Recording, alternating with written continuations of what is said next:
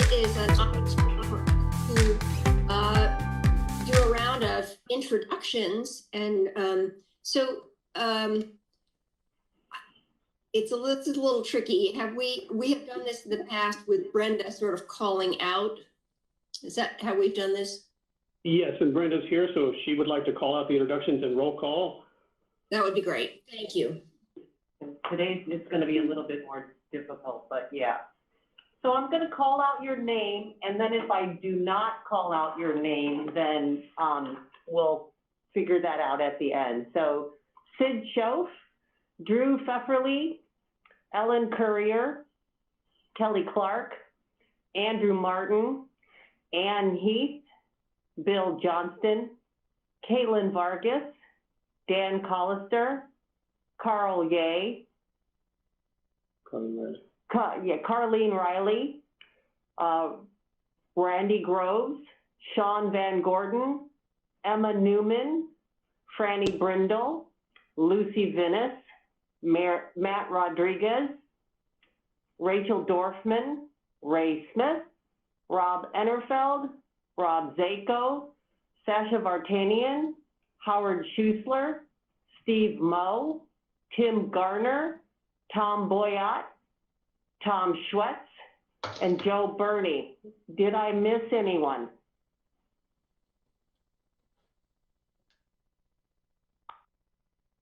I think we've got it then. If that is everybody present, thank you. Thank you very much. That's a very clear way of going through this in a virtual setting, which is confusing. Thank you so much for that. Our first, let's see, we're waiting for comments. So our first order of business is approval of the minutes. Can I have a motion to approve the minutes? So moved. Second? I'll second it. Thank you. So moved by Joe Burney and seconded by Carl Ye. All in favor, please. Actually, what I would like you to do is raise your hand, which is easier than clicking it out. So if you would just raise your hand. 1, 2, 3, 4, 5, 6, 7. That looks like. I think that passes. Any opposed? Yeah, I wasn't there, so I didn't vote. So. Okay, perfect. Thank you, Steve. All right. That's what I did too. Okay. Well, I think we have enough support for the minutes and we can move on. Thank you. Okay, so are there any adjustments to the agenda or announcements from NPC members? Mayor, I have no adjustments to the agenda other than making sure that members are aware of the additional packet materials I sent out via email yesterday for item 7D. Right. Thank you for that. I just, my only announcement is just to welcome, even though we had a little conversation, Councilor Groves to this body. He was just sworn into office last night and taking the seat that Councilor Taylor occupied last year. So just very grateful to have him on council and very grateful to have him on this important committee. So thank you and welcome, Councilor Groves. You took Taylor's seat, Councilor? I believe that's correct. Thank you very much for the welcome. I'm really looking forward to being involved with this group. I was hoping for an assignment where I could work beyond just the boundaries of Eugene, because I really truly see this as a region and I think it's important regionally. Excellent. Thank you so much. If there are no other, is someone needing to speak? Are you asking for members from the audience or public? Oh, there. I just thought someone chimed in with these with an out. So just a moment of not sure. Someone was speaking to me, but I think we're ready for comments from the audience. Thank you, Mayor. For comments from the audience, 2 people have notified me ahead of time that they wish to speak today. So in the order that they contacted me, first would be Rob Zako, if you're available, Rob.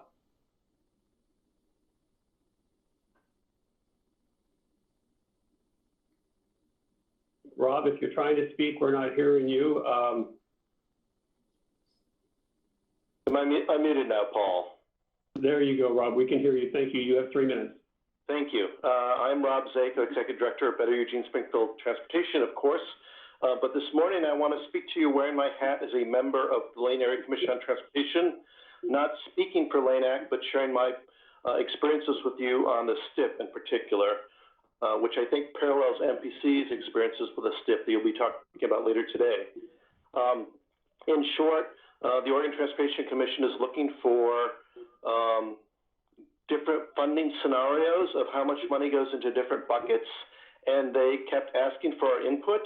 And my experience with Lane Act is that they would ask with too little time, and by the time we met as a group, it was too late to let them know what we wanted, and then they would come back again, and then they changed the scenarios, and then they asked us what we wanted, and Lane Act, along with MPC and many others, said what we wanted was the scenario 2 non-highway scenario. And then OTC selected something else, my understanding being that they had other sources of information beyond the testimony they've heard, which is certainly their prerogative. But the whole experience was asking what we wanted and then disregarding that. It was frustrating. I would just say moving forward that I know that this is something that Lane Act is going to be discussing, and would welcome partnership MPC on that. Through Paul Thompson, through Franny Brindle, who've both been really outstanding in this process. Paul made some really good comments to the OTC in December on behalf of MPC, and I commend him. The other thing I want to say, which is obvious, is that we don't live in a country with high taxes that invest a lot in infrastructure. We're going to have to make collectively some hard choices about what our priorities are. Do we invest in Columbia River Crossing, the Rose Quarter, locally to invest in Beltline, Highway 126 to Bonita, Main Street, moving ahead? The answer is going to be is there not enough money to do everything we want to do, and so we collectively have to make some hard choices about what our priorities are. For the STIP and for advising Congressman DeFazio of what money we'd like from the feds. Just some food for thought. Thank you very much, and I look forward to hearing your discussion on the STIP later today. Thank you. And the second person that contacted me to speak today is Carleen Riley. Carleen, if you're available, you have 3 minutes, please. Good morning. You hear me? Yes, Carleen. Thank you. I'm Carleen Riley, 395 Marion Lane, and I live in River Road. I am remembering our former River Road friend and neighbor, Irene Ferguson, who died 2 years ago on January 17th as a pedestrian on a dark and rainy night on Hunsaker. I appreciate Lane County Transportation mounting a comprehensive set of long and short-term safety measures after Irene's death, with some completed and others in progress. The City of Eugene has improvement projects, including safety features at the River Road, Hunsaker, Irving Road intersection. LTD has been open to memorializing Irene in the area of the new Santa Clara Transit Station, opening February 7th. This brings me to the death of Tony Lockhart, a 61-year-old man killed New Year's night on River Road at Maynard. He was hit in front of Echo Apartments, crossing the road to Dairy Mart. When Echo Apartments were proposed, Evergreen Housing promised a signal light if funds remained at the end of construction. Well, you know the ending to that story. Signal lights should not be an add-on when large apartment complexes are proposed, like the upcoming one, Evergreen Housing Project, planned for Lower River Road and Lombard Avenue. Safety features need to be an integral part of a proposal. When a traffic death occurs, everyone rallies around to install safety measures. It's like fighting the last war. It's predictable that a 300-unit apartment would create additional vehicle and pedestrian activity. Why wait until a tragedy to put in signal lights? It would be cheaper to prevent a crash with good safety measures and would certainly save lives and emotional anguish for families and the community. Lastly, I want to commend the MPC for submitting a letter in support of the 10-foot wide concrete path with ADA access ramps and an overhead light. The path would extend from the end of Arbor Drive to the West Bank Trail. Currently, it is a dirt path informally used over the decades. The proposed project would improve safety and comfort level for people walking and bicycling, providing universal access throughout all seasons, and improve health and access to transportation options for families to replace the muddy pathway now being used. The key phrase is universal access. Is that it? A transportation expert I heard over the weekend explained that when we were born, we need a lot of care. At the end of life, aged people need much assistance. The universal access means the transportation mode will serve people for their entire lifespan. What serves children and elderly people will serve everyone. In my mind's eye, I see a young family riding bicycles with a baby trailer in tow. How wonderful it would be to have a level path to travel to the river. Thank you very much. Mayor Venice, no one else notified me that they wish to speak today. There may be others on the line, though. Okay, thank you. Are there, I'm assuming there aren't, I'm not hearing of others that are on the line to speak. And I'm just opening the floor if there are members of the MPC who wish to comment or ask questions about anything you heard in the public comment. Yes, Councilor Groves. I just wanted to say that I'm going to be very interested in anything we can do to make our transportation systems safer. Having responded to my share of carnage over the years, as I know my good friend Ray Smith, the mayor of Coburg, has over the years, I know how these situations affect not just the people involved, but families and friends, and it has such a rippling effect in people's lives. And so many of these things, we call them accidents, but they are preventable. And you know, if it's predictable, it's preventable. And I hope we take that seriously as we move forward. Thank you. Yes, Mayor Smith. I would like to just reinforce Rob Zakel's statements. I worked with him on the Lane Act for a couple of years, and just echo the frustration of the communication and the process that we feel at the Lane Act and MPO, where we feel like we're being open and carrying a message forward, and the message just seems to disappear. Very frustrating, and I really hope that both groups, Lane Act and MPO, can strengthen that and really get a strong message to OCT so that we can get our input and have a plan that really covers the state, not just whatever OCT comes up with and we don't hear about. Thank you. Any? Yes, at the ACT, there is going to be an opportunity afforded to the ACT in response to Rob and Ray Smith's comments for like a listening in session where Jerry Bohart will be coming to, I believe it's going to be the February Lane Act meeting, and asking a set of like 3 or 4 questions and getting input directly from the ACT on that interaction with the OTC. This has been done in the past through surveys and then rolled up at workshops with the OTC and the ACT chairs. We've been involved in the past. This will be, again, another opportunity to get this interaction.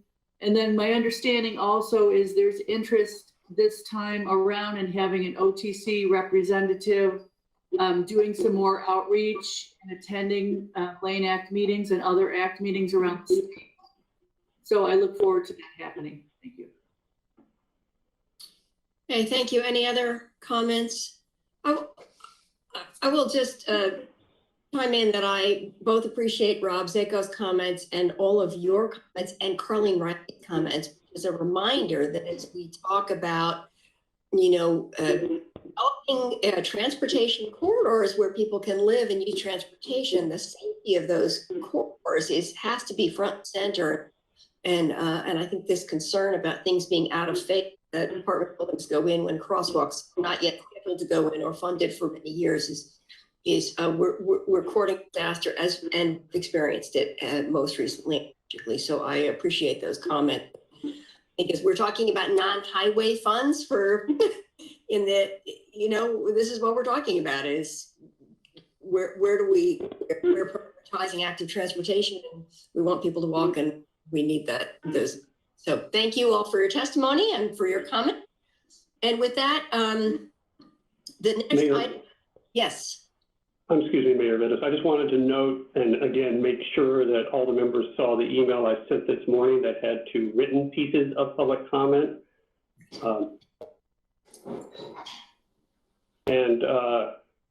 If anybody has not received that, they are now posted on the agenda site. So actually, I'm sorry, the testimony is not posted yet on the agenda site, but will be. I'm sorry, with a new member or 2 here that I wasn't aware of needing to forward those, but we'll make sure you have copies.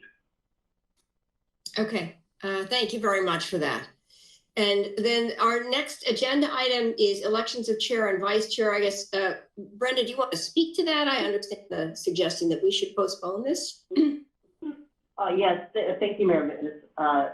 Typically, we have these elections at the first meeting of the new calendar year, but transportation staff have asked us to ask you to postpone this to the next month because not all committee member appointments have been made.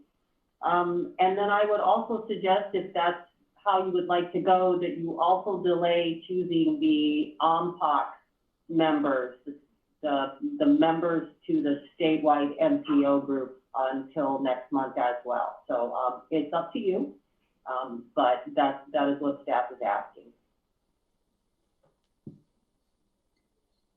So thank you. Are there any comments or concerns from the committee about that proposal to postpone? No problem. Yes, Ray. I just wonder if this is an annual issue where when we get new elected officials and we're trying to appoint, I know in the city we're doing the same thing where we have new members that we're appointing. Is this something that we need to look at as a change in our annual process? I believe you do. Mayor, I would suggest that the bylaws for MPC actually specifically say that officers are elected at the first meeting of the calendar year, which is why we're asking for your approval to delay this election. But we also, for other reasons, need to update the MPC bylaws over the next 5 to 6 months. And we can take that as one of the updates and perhaps just move it to the second meeting of the calendar year. Yeah, that seems to make a lot of sense. And that's what I was asking. That's something we need to look at. And so I agree with delaying the appointments. All right. So I think we need a vote. Can I have a motion? I so move. Can I have a second? Second. Thank you. Any further discussion? All in favor, please raise your hands. 1, 2, 3, 4. Oh, that's hard to count. Let's see. 1, 2, 3, 4, 5, 6, 7. Opposed?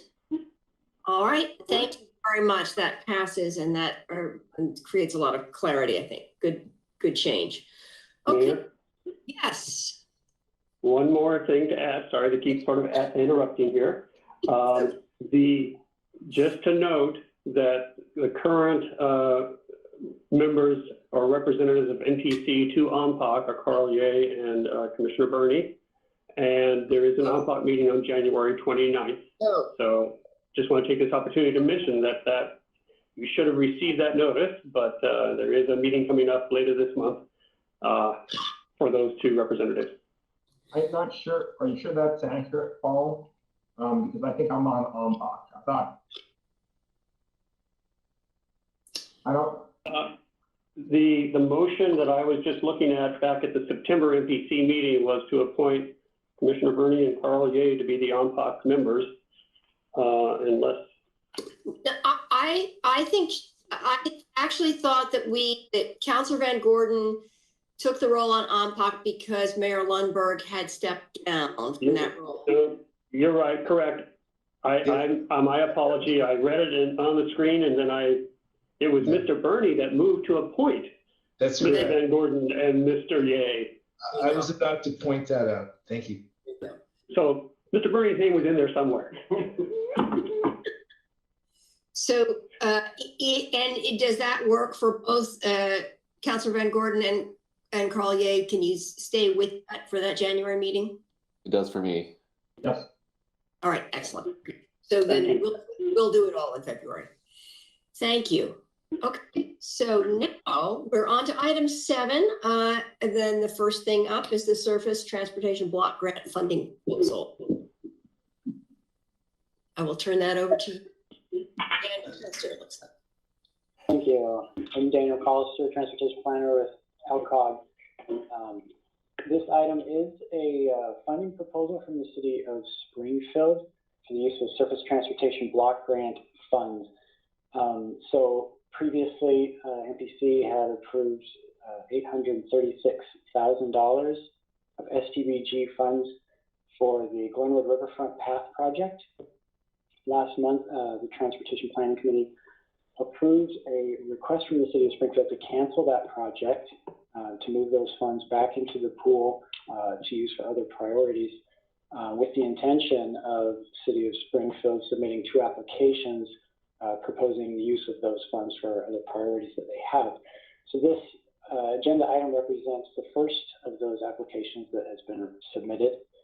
The application is, excuse me, proposing to program $350,000 of those STBG funds for a safety project on South 32nd Street at Virginia Avenue. Specifically, the project would install a rectangular rapid flashing beacon crossing with a pedestrian refuge island on the southern leg of the intersection of South 32nd Street at Virginia Avenue and add curb extensions on Virginia Avenue. The full application is available at a hyperlink that's in the cover memo, but a 1-page summary was included with the MPC packet as an attachment. The summary includes some photos and illustrations of what those improvements would look like. TPC, excuse me, last month reviewed the application and recommended that a public hearing be held today at MPC. Also that the application be published for public comment. So a 30-day public comment period is underway for this. We ask that a public hearing be held, and if there is any feedback or direction, we're happy to hear it. Okay, thank you. So I'm assuming that what I need to do is open a public hearing at this point. Or do I need count? All right, I open a public hearing and wait word, do we have anyone who is here to testify?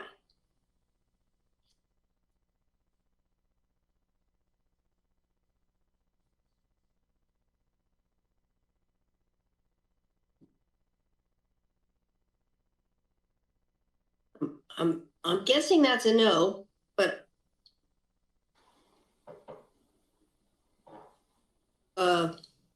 Paul, can you fill me in? Do we have anyone signed up to testify?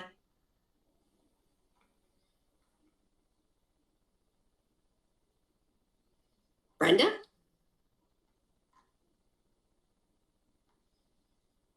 I'm sorry, I don't see anyone indicating through the chat or otherwise that they wish to speak, so I think the public hearing is ready to be closed. Okay, thank you very much. So with that, I will close the public hearing and we can move on to our next agenda item. If I may, Mayor, just really quickly, the City of Springfield has just pointed out to me, I said the MPC approved $836,000 of STBG funding for that Glenwood Riverfront Path. It was actually $750,000.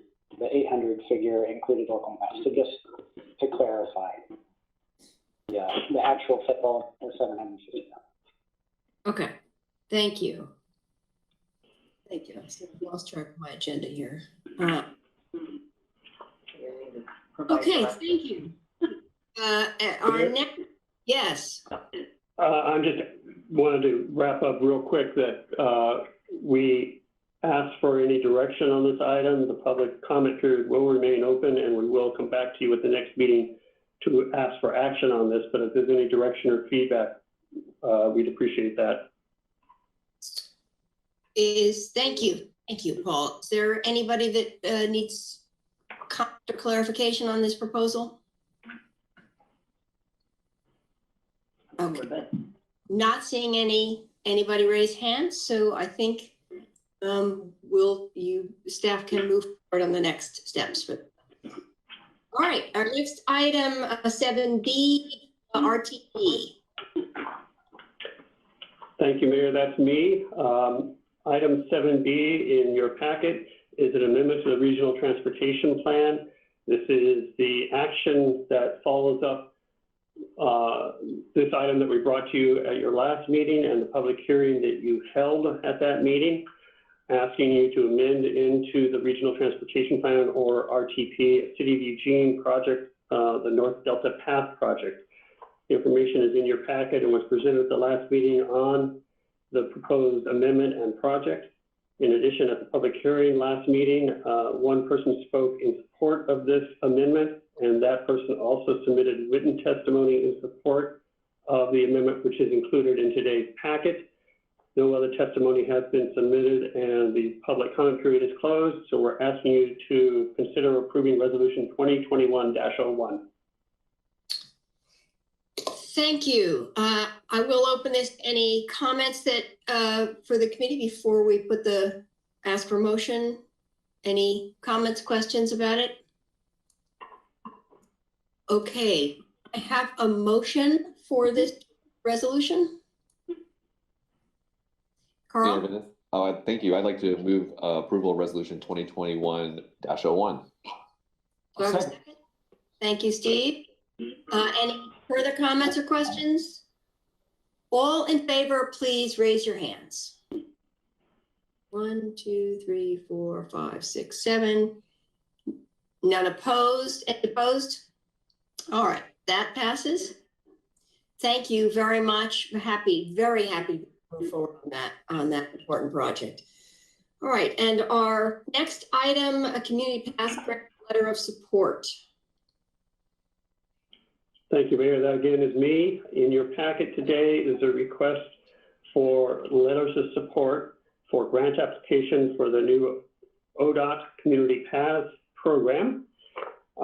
There are descriptions of the path of the 4 projects and grant applications in your packet, and there are sample letters, which if approved would become the letters that the chair would sign. I also have available Emma Newman and Rob Interfeld from the City of Springfield and Eugene, who can speak specifically to these projects and grants. Again, I would prefer that they answer any specific questions, but the action that I'm asking for you to do today is to support these letters. Okay, thank you. Are there any questions or concerns that members would like to bring forward? All right, seeing none, I'm going to ask for a motion. I move to support the letters. I don't know how specific you need me to reference each letter. I'm thinking letter of support. I think that's good enough. Do we have a second? I'll second that. Okay. Thank you. Okay, second by Carl Ye. Thank you. All in favor? 1, 2, 3, 4, 5, 6, 7, 8. Thank you. Any opposed? Apparently not. Passes. Thank you so much. Okay, moving along. We are now on the item 7D in your agenda, OTC 2024-2027 STIP funding. Thank you, Mayor. That once more is me, and I will draw attention to the materials that I sent out via email yesterday for this item. I'm going to start with a little background and then get directly to those materials. I'm also going to share my screen here for just a moment if I can. Let's see if we can make this work. Can the members see the screen that I have shared?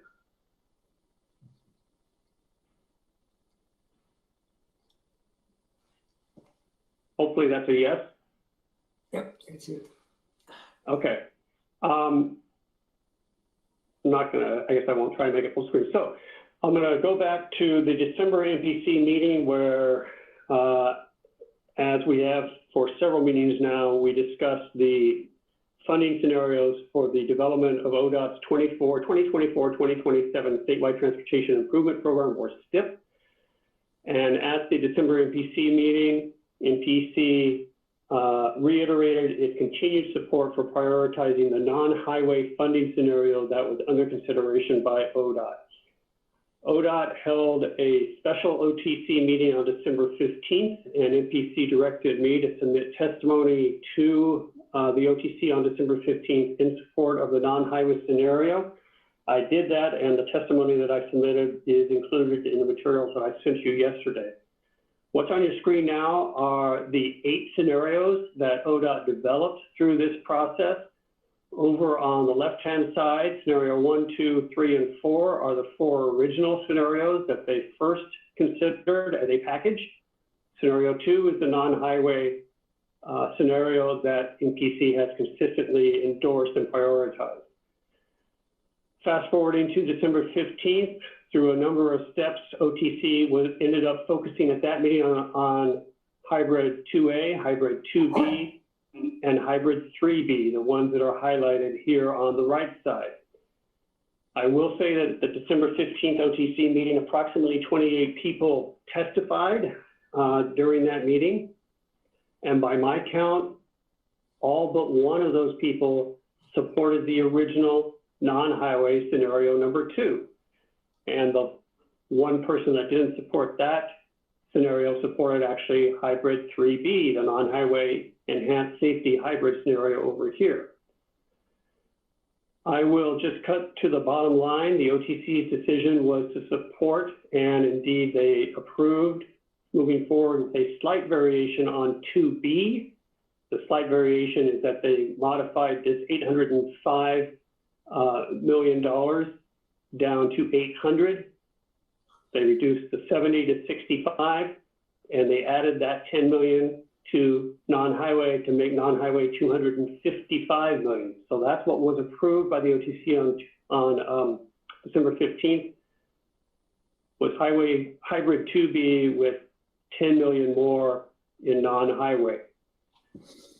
That is what happened at December's OTC meeting. Their next meeting is 2 weeks from today, and the packet has not been released yet. But in the email that I sent yesterday was the information that I received from ODOT earlier this week about what the OTC will be considering at a high level in the meeting in 2 weeks. That, I'm going to stop sharing my screen here for a moment. That information in your packet is what I'm asking for you to consider today, and to consider whether you would like to submit comments at the OTC meeting in 2 weeks on what they will be discussing at that meeting, namely specific funding within the non-highway program, specific funding within the enhanced program, and also the Fix-It program, and how they would move forward with any additional federal funding that may come on top of those numbers that you just saw on the screen. So I'm going to stop there because I'd rather hear your discussion and answer questions. Okay, thank you. It looks like Carl has a question right away. Thank you, Mayor Venice. The question is for Paul. I was wondering, it sounded like the vast majority of people testifying wanted the non-highway version. And was there a reason, did the OTC give a reason for why they did not move that direction? You know, I will say that, let me be clear, what I told you was that 28 out of the 29 people that testified verbally at the meeting on the 15th supported the non-highway scenario. There was some written testimony submitted by, for instance, a freight association and others that supported other scenarios. So that would play into their decision. There was also consideration by the OTC that they were concerned that the original scenario 2B that strongly emphasized non-highway created too much red, if you will. I could share the screen if I need to again, but created too much red in the outcomes in the areas of fix-it and didn't do enough to forward some of the basic enhanced programs that they hoped to forward. Thank you. Yes, Councilor Van Orden. If they were concerned about the amount of red that was on their Excel sheet, that seems like more of a formatting issue than a policy decision to me. But I kid. I think there's probably two overwhelming sort of issues here. One of them is to keep emphasizing that the gap OTC has at the moment is they are not listening to what people are asking them to do. They're not putting enough weight on local feedback. So I would like to see us to continue to encourage them. It's an issue with Lane Act right now. It is not the local ODOT folks, but they need to be more engaged with what's happening on the ground. So I think that's an important piece. And as we sort of move from the current phase into the next phase, one of the things that I would want to emphasize for us again is sort of flexibility and looking at those additional programs, meaning that, you know, if we break apart this funding and talk about issues that, you know, make sure that they have enough funding in those in subcategories that make sense. Does that make sense, Paul? Yes, Counselor, and if I can speak to two of the comments that you made real quick. I'm going to bring up my screen again real quick here. The red, if you will, on the screen that was created by the original scenario 2, and you can see where there's red on some of these other scenarios. It was discussed by the OTC, and in particular, Oregon Transportation Commissioner Simpson seemed to address a little bit of what you just mentioned, which is, you know, what were the metrics that created these different colors? What were the thresholds for something turning red? And you know, they didn't. He spoke a little bit to, as commissioners, they could see this outcome, they could see this presentation of results, but they didn't really understand exactly why something would turn red or at what point it would turn red. One of the reasons that they went to hybrid 2B as their final approved scenario with that slight modification is that it got rid of the red. And OTC Chair Van Brockland had spoken to that for the past several OTC meetings, that he was looking for a scenario that got rid of the red. You'll notice in my testimony on December 15th that while it got rid of the red, it also got rid of all of the bright green. It also got rid of all of the notable improvements. So in a sense, what they did was they spread things around enough so that there were no notable declines, but unfortunately no notable improvements anywhere. Yeah. Yeah, and I think that's the real issue. You're talking about hundreds of millions of dollars over like you know several years.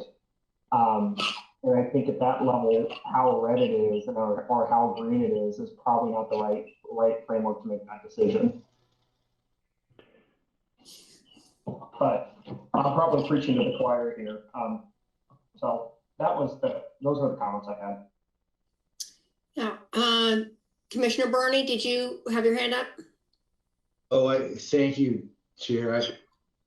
I just wanted to refer to what Paul said as getting the red out. Is that the Visine scenario? Is that what you call that, Paul? I apologize. As I prepared that testimony that you see, I actually considered that, but I called it the peanut butter approach as opposed to the Visine approach.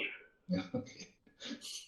You know, I just want to follow up on Sean's comments, because this feels like, I mean, we're looking at a little chart that has colors on it. And I have no idea, it's not clear from looking at dollar amounts in that chart that much change has occurred. So it's very hard to know I don't get much information out of this chart in a fundamental way, like why is social equity lighter green was taken away. I mean, it's and so maybe you can answer this. I mean, not only does it feel to me like TC's not listening to our feedback, they're also not giving us information that enables us to actually have very practical or applicable feedback, because this chart's not very revealing.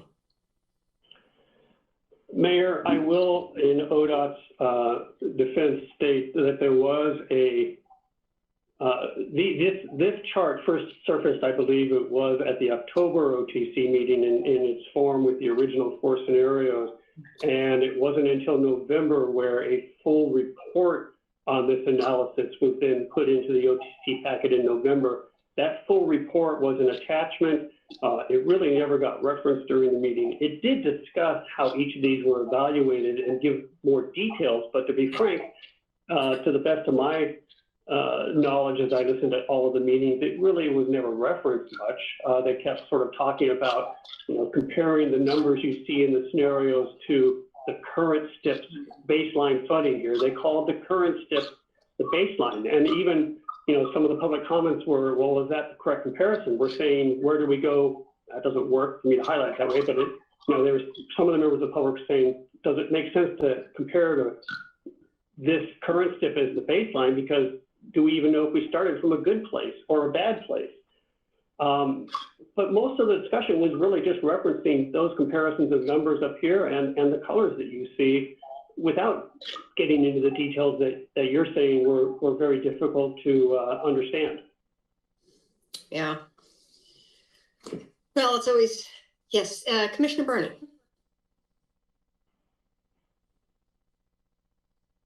You're muted still.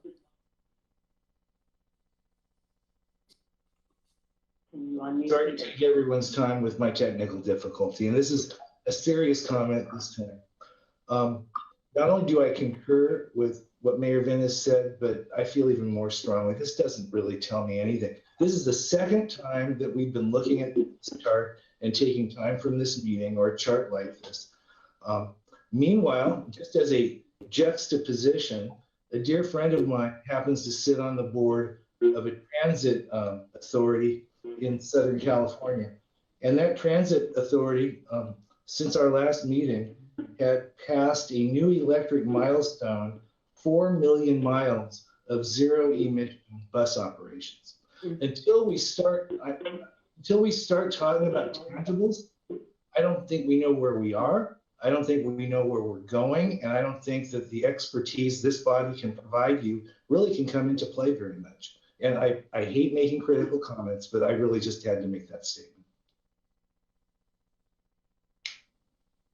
So thank you for that. We have been asked by Paul whether we want to forward any other comments back to the OTC about this, and I seemed to me that Councilor suggested that we did want to continue advocating that they listen more to local feedback. I don't know whether we submit that in another formal comment.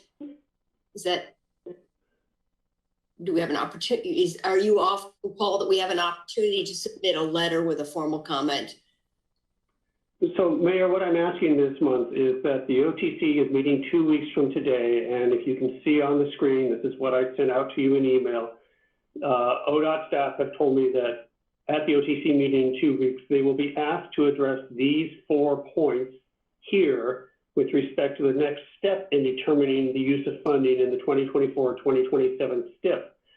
The OTC is expected to provide, if not final direction, near final direction on these 4 points in 2 weeks, and the OTC does not meet in February. They'll meet again in March.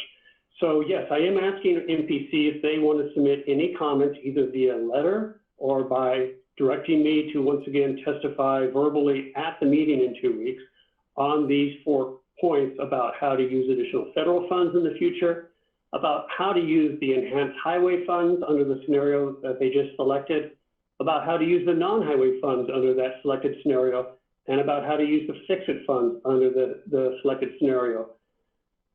A little bit below that, in the memo that I sent you yesterday, were some recommended talking points that you might consider starting with today. And again, I can run through those if you'd like, but I guess we are asking for direction on if MPC would like to submit comment, what form that comment would take, whether it be letter or it be directing me to testify on your behalf again, and then obviously what those comments would be. Okay, thank you. Councilor Van Gordon, did you have a response? Yes, so I would think, yes, we would want you to do both. Write a letter and actually show up and testify. Yes, I think we want you to carry forward, the message about input and some of it getting back down to some sort of tangibles and away from the stoplight chart. When I look through these notes, I think transparency for federal funds is a key thing. We've been asking for that for, it feels like years, but it's probably been longer than that.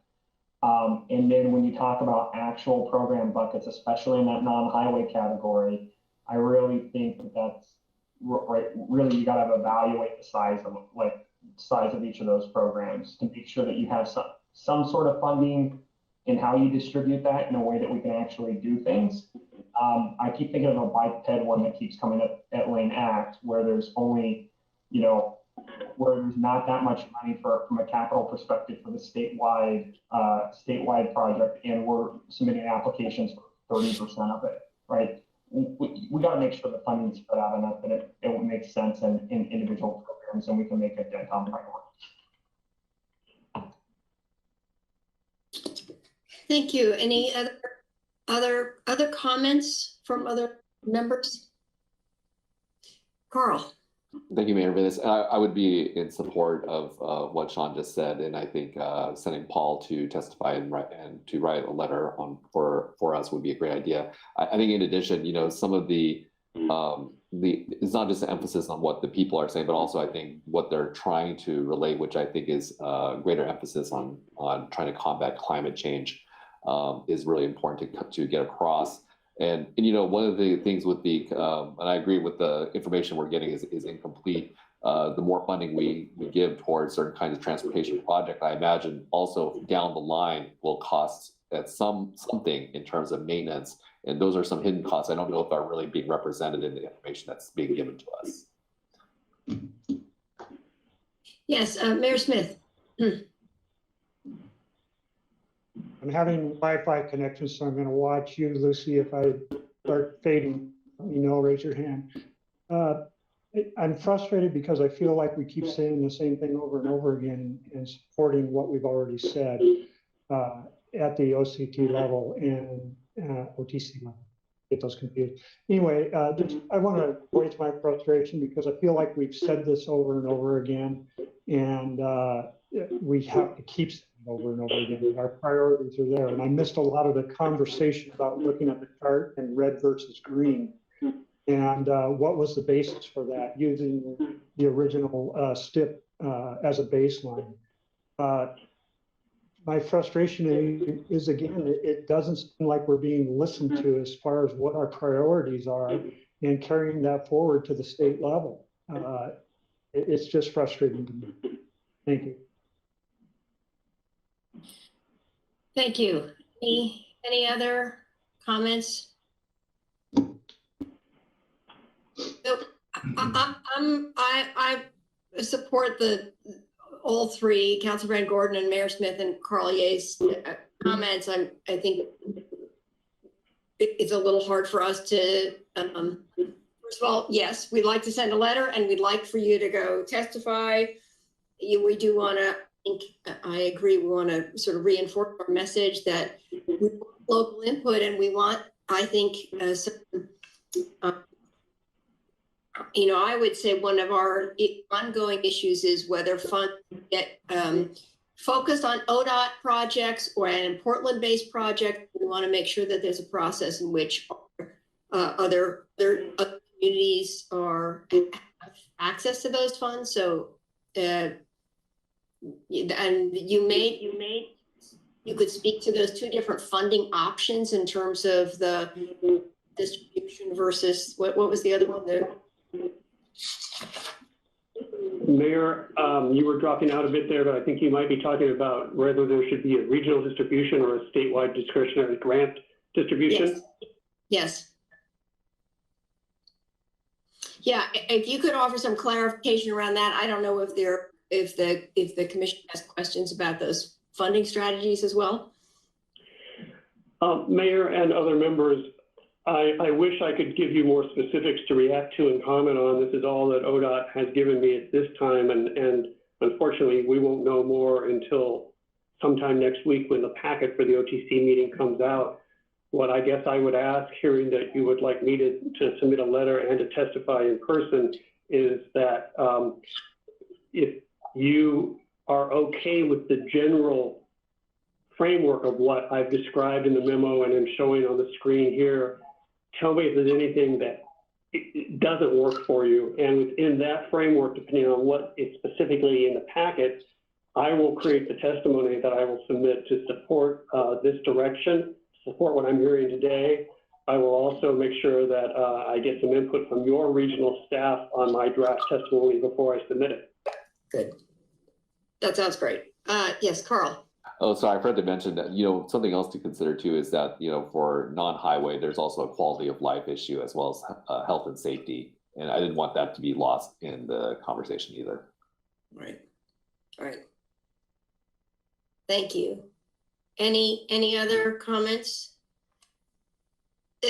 Paul, do you need for us to vote on this? I don't believe we need a vote for this. The minutes will reflect that you directed me to testify, and I will follow through on that. I see Mayor Smith's hand, Mayor Dennis. Yeah, so Mayor Smith, thank you. I'm hesitant because I did miss a lot of it, but the regional distribution, geographic distribution, however they determined to do that, throwing the money in the pot and how it's distributed.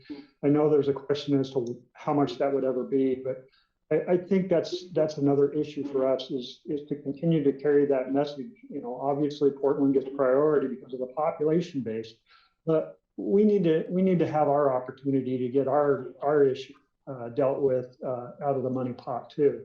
But I think that needs to be whatever fair is. But we certainly need to look at that and say, everything doesn't go to a major metropolitan. It does need to be spread out fairly. And what that is, I don't know, but I know that, we want to be a part of that, obviously. Mayor, you're absolutely correct. And there are 2 points. One here, this sentence, which is under the enhanced or, highway project funding category. And again, here under the non-highway, I've at least tried to highlight that we understand that that's an issue, geographic distribution and equity. There are pros and cons to all of the distribution methods, whether they do a statewide grant program and, there's not enough money to fund anywhere near the applications that may be received, or whether they try and do a distribution of the funds strictly by ODOT region, which means that our ODOT region 2 would receive some proportion of the funds, but keep in mind that we have a very large ODOT region that stretches all the way from our area to Astoria. And, it's very competitive within that region to then get access to those funds.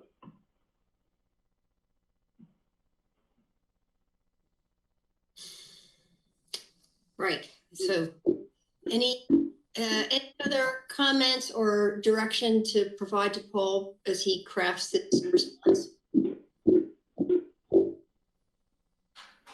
Okay, thank you all. So Paul, you have enough insight from us and on your proposed talking points? I do. Thank you very much, Mayor. I again will draft a letter, make sure that's submitted, and testify in person using specific points that are in the OTC packet and having it reviewed, having my testimony reviewed by your staff before I submit it. Okay, thank you very, very much for that work and for pushing this forward. All right, our next item of business is the Central Lane MPO FY 2020 annual obligation report. Right. Thank you. This is Dan Carlser again from Alcott. This item is the FFY20 annual listing of federal obligations. This satisfies a federal requirement of the MPO, where we have to publish a list of all of the federal obligations within the MPO every year. So we maintain the Metropolitan Transportation Improvement Program, which shows all federalized projects in the MPO. Those are broken into phases. Every time that funds within those phases are obligated, a transaction at Federal Highways, which we then use to populate this report. So what obligation means in a nutshell, it's an indication that those funds are committed for this specific use, and that it's an indication that those delivering the project are authorized to start billing to those funds. And it's some way of showing that the project is underway. So we like to see obligations, and especially like to see them in the year that they were originally programmed to be obligated. So more on that in just a minute. So the attached report shows all of the federal obligations that took place in the MPO in between October 1st, 2019 and September 30th of 2020. The data used to prepare the report was provided to the MPO by Oregon Department of Transportation, and it's in a very rough format. When we receive it, we go through it and correct what we can. We consult with the local agencies, those who are delivering the projects, and see if they have any corrections, any omissions that they notice, until we have what we believe is a pretty complete data set, and that is what is used to populate this report. So at a high level, there was in 2020 in the Central Lane MPO a total of over $43 million of federal funds obligated to 43 projects and programs. Included in that is about $13.3 million of the MPO's discretionary funds, which is much larger than in previous years, so that's great to see. A few other highlights. The largest federal fund program to be obligated in the MPO was FTA Section 5307 funds, which obligations of those total $13.6 million. Those are funds that FDD uses to purchase and to maintain their rolling stock. The agency that obligated the most funds in 2020 was, again, LTD with $15.2 million. So the full report is included as an attachment. I will just point you towards, starting on page 7 of that report, is the actual listing of all projects with obligations and those specific obligations. In that list, there are some negative amounts. Those represent negative obligations, which usually reflect a project closeout. If there are funds remaining when a project is completed, those are considered savings and show up on the list as obligations. Or if a project is canceled and there are remaining funds that have not been billed to, those would show up as negative obligations as well.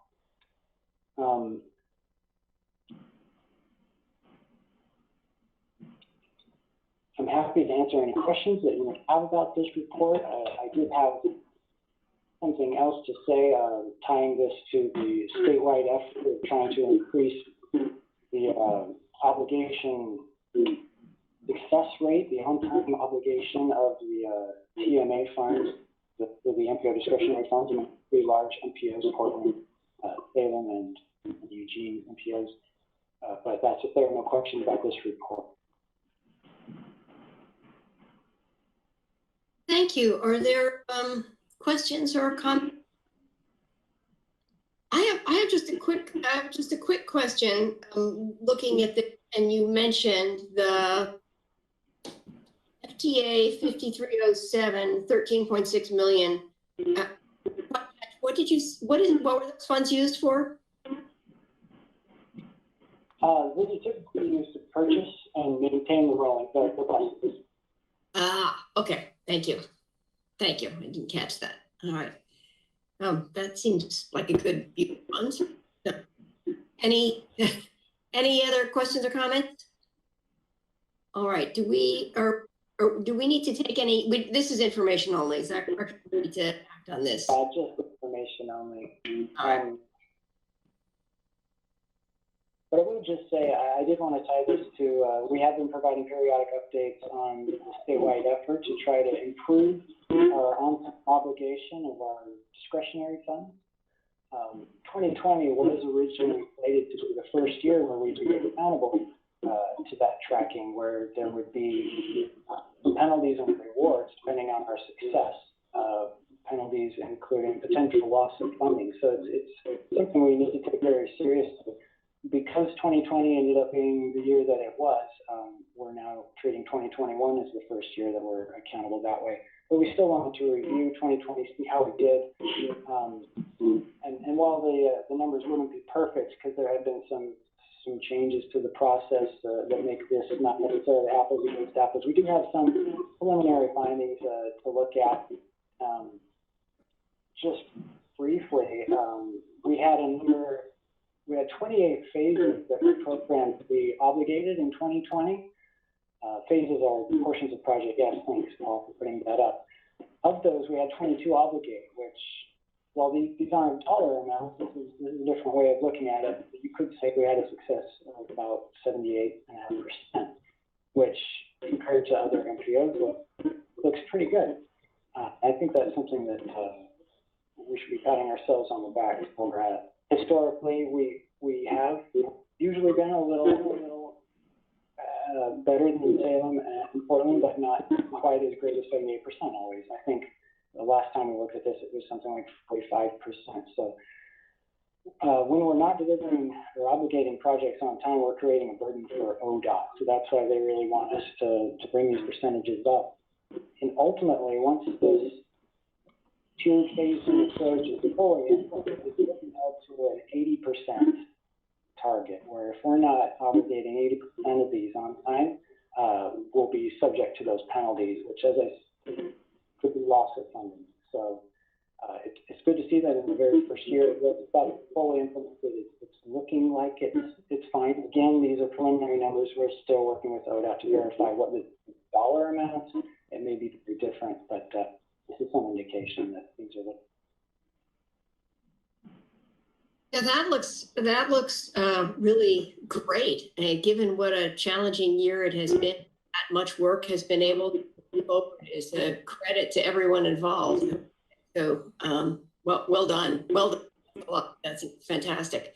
Any other comments or questions?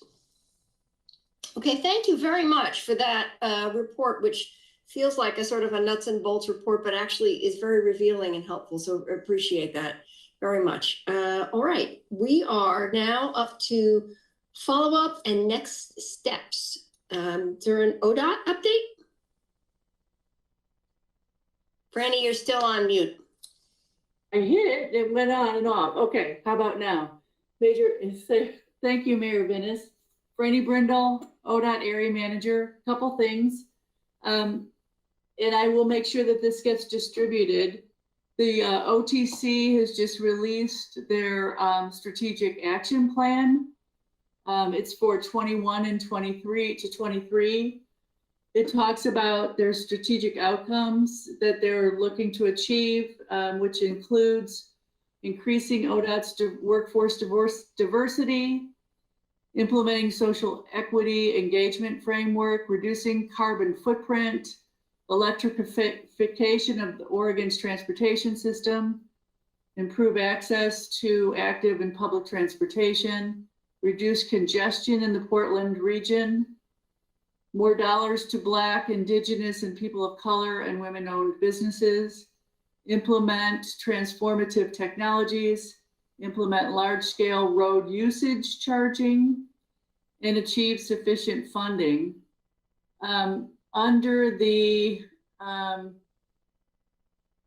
interest, because I've heard it mentioned quite a lot, is, let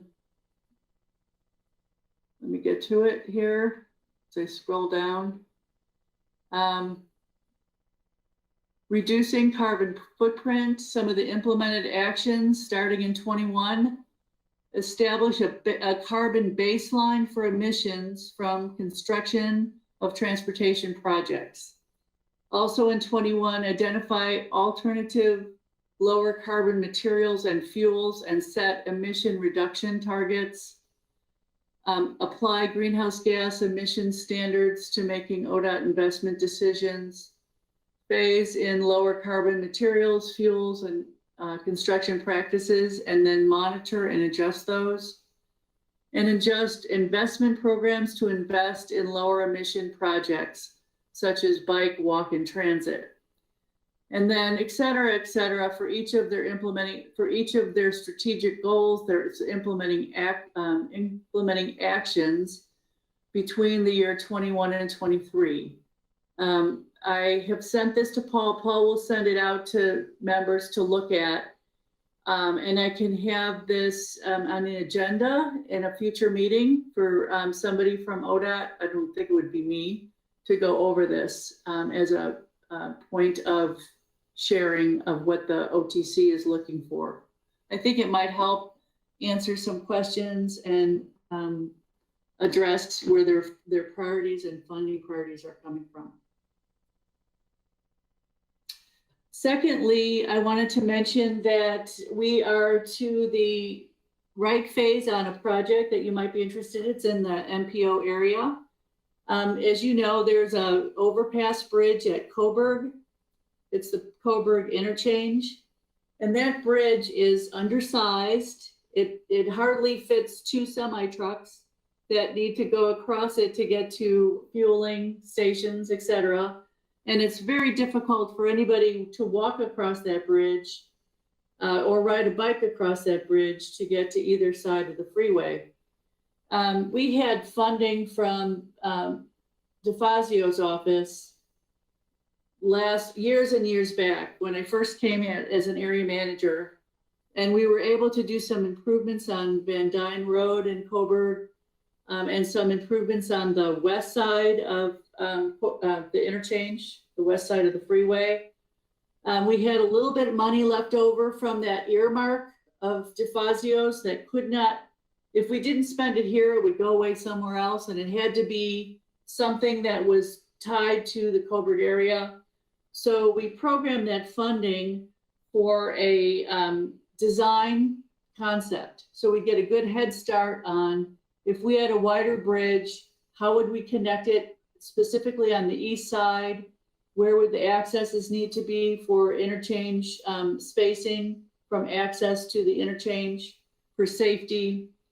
We are at the stage of sharing that with the community of City Council in Coburg. So I'll be looking to take that design to the City Council in February and share it with them. We have no money for construction, but it's important because, first of all, the city will need to look at it, because if there's any developments on the east side and that they'll want to know how to leverage those developments, how those connections would work with Van Dyne. And I just wanted to update you all on what was happening with that. So are there any questions on any of that? I want to thank you for that. Interesting around the Coburg overpass, but also very interested about the strategic action plan. And I think it would be interesting for us to have an agenda item on that for this, since we have talked about being more, that's kind of one abiding focus, reducing our carbon footprint and GHG. So yes, thank you. I think that'd be really good. Okay. Yeah, first Commissioner Burney and then Mayor Smith. Thank you, Chair Pro Tem or Temporary Chair, however we should refer to you. Franny, I'm really interested in the strategic plan, because my experience is that, until the rubber hits the road, and you look at how people are thinking of implementing, it's a lot of really great sounding words. And I also, and not to be critical at all, I also have fairly recently come off of a process of taking a lot of those very similar words and creating a binding document by which Lane County will be approaching its construction projects, which actually tackle and quantify and make applicable, a lot of that. So I appreciate the opportunity to talk to whomever is doing that and see what their thinking is, and maybe even we could provide some input. Thank you very much. Mayor Smith? Thank you.